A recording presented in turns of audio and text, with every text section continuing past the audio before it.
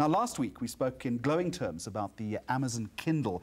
It's that electronic screen device that enables you to download books. Coming up on the program, we'll give you some interesting feedback on that story.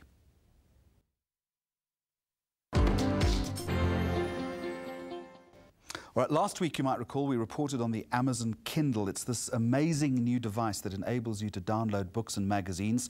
Does this, we wonder, mean the end of page turning as we know it? Well, some interesting feedback now from one of our viewers, Tabani Matonzi. Tabani, thank you very much. It goes, in my opinion, the Kindle represents a new era in literature consumption in the world. It enables, he says, a multi-dimensional interaction with content. The writer's thoughts and his account of activities on any given text. You'll be able to get audio images that create a richer appreciation of content. It gives, he says, the author an opportunity to stimulate more senses, interestingly. Very importantly, the Kindle also provides cheaper or cost-effective ways of producing literature. You can get global distribution of a book or magazine at the click of a button, and marketers can offer merchandise related to the publication straight to readers sitting in the comfort of their own homes. Tabani, thank you so much for your feedback. We always welcome your comments here on Mags on Media.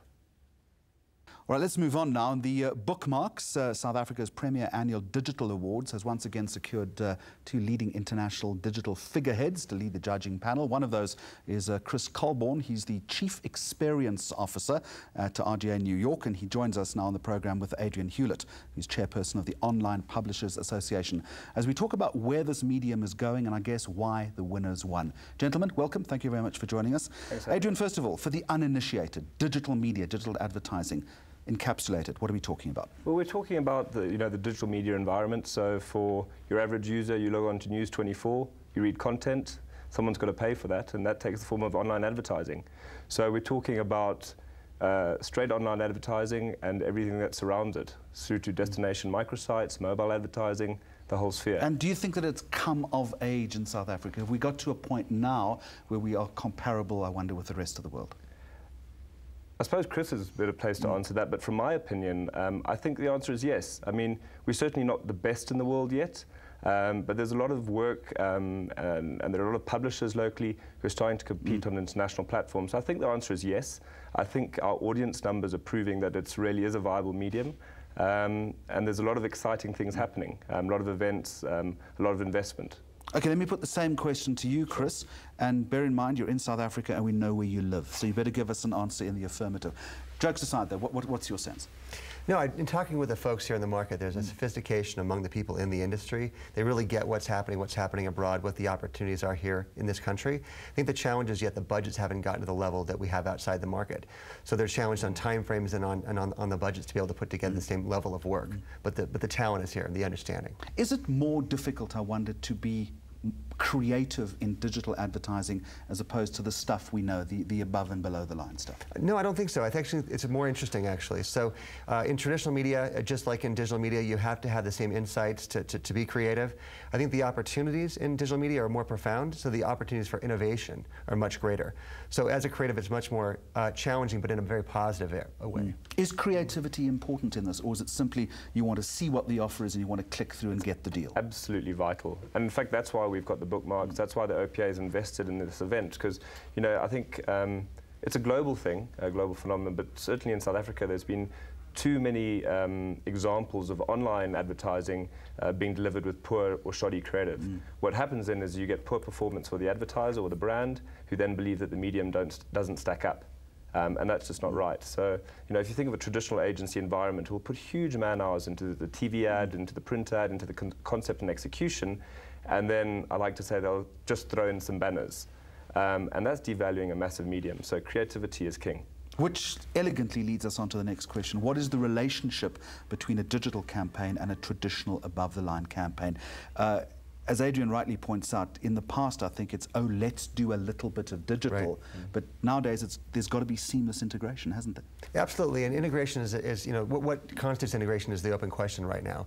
Do you start the campaign from a traditional perspective, come up with a tagline, figure out how to derive something from that in digital media? Or do you find out how you can engage with the consumer, make the proposition more salient to them in digital, and what would drive to that from traditional media? So I think we're playing with those questions right now. Okay, Chris, how did you judge these things? What were you looking for? Was it difficult? It was difficult. I mean, I think we were looking at an international bar. So South Africa wanted to be judged not just by what we did in the market here, but by what's happening in the world around, and also across some strong criteria, both creative criteria, strategic criteria, and the results that the work put out. So I understand creative, I understand results, but where does the strategy fit into it? How do you judge the strategy? Sure, no, it's a good question. You have to understand the brand position in the market today, and what the insights are around the consumers. What's the product truth? What's the opportunity? And make sure that the creative plays against that strategic opportunity in a meaningful way and yields thus the results that you want. What leapt off the page? Anything that you can recall? Yeah, there was a lot of good stuff in the market there. I think one thing that stood out was a work for Cell C called Create Me, where the consumer really had to sort of answer some questions, and Cell C got to understand who that consumer was and customize the experience based upon that consumer's interests, basically. So really engaging proposition. I think your title informs one of the pillars of the success of digital media. We talked about you as an experience officer. Right. I mean, in another world, you perhaps would be a creative officer, but it's all about the experience. Unless there is a working, enjoyable experience, this isn't going to work. Is that true? That's actually accurate. So, you know, when we think about experience here in the digital space, we're not just looking at how we market the product, how we sell the product, how we support the product, but what is the product and can we make the product better? And so part of the role of a digital agency is not just to kind of bring the product to market, but to help the client understand how they can make more of that product itself. How important are these awards? What have you achieved as a result of this? And we'll put the roll call of winners up in just a moment. But obviously you're taking this into a new place, aren't you, the whole concept? I mean, I think at the end of the day, skills are vital. And for the medium and for the sector to grow, we need the best in class, and we need South Africa's best talent. Now, if that best talent is always going to aspire to make the next TV ad or the next great print ad, digital will always be that little bit extra. So if we can create a sense of aspiration around the digital medium, then we're going to drive skills. And then it drives all the way back to education. And people want to study this before they even get into the workplace. So I think if we can raise the bar in terms of you know, the desire to be involved in the sector, then we will grow. Let me sneak one last question in. Sure. No golds awarded, though. What does that say? No goals awarded? No gold awards. You know, I think, again, we use an international benchmark for the work that was here. They asked for the kind of the harsh grading of that. And looking at international benchmark, we did not achieve the goals because we did not achieve creative, strategy, and ROI across the board at the level that we see in the global market, largely due to the budgets that happen in this market here. A lot of promise, though, tremendous promise. I tried to pay him to give a gold, but he wouldn't. It didn't happen. And next year, golds, perhaps? Because as I said, we know where you live, Chris Colburn. Right. No, next year we'll come back and we'll be looking for things happening in this market that will lead some things that we would do in our markets, especially in mobile. Okay, gentlemen, you're talking too much. Thanks very much for your time. Adrian Hewlett, Chris Colburn, appreciate your time. As I said, let's show you the roll of honor now of the big winners. And when we continue on the program, how advertising can help the upcoming Copenhagen Climate Conference. It's an important story.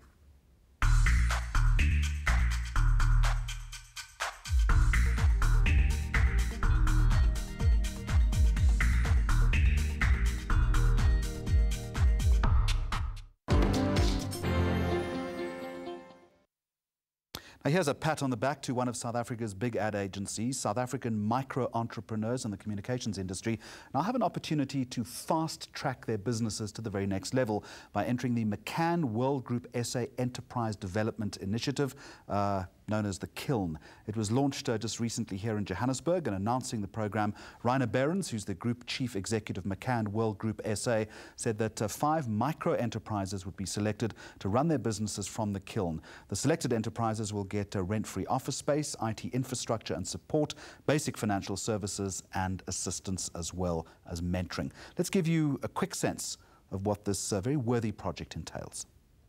I'm personally in the Kiln to develop my business called Nzimbu Mobile Solutions and make sure that it's got a fighting chance against all the other big businesses that have got big budgets.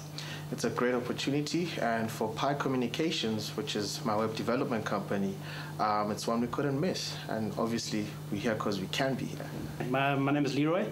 I'm from the company Black Tulip. That's a consumer insight agency. And essentially what I try and do is build a culture of invention and dedication to in-touch and relevant communications? First of all, it's very important for every business to have mentorship. Without mentorship, you're like a ship with no rudder. You'll end up in the rocks.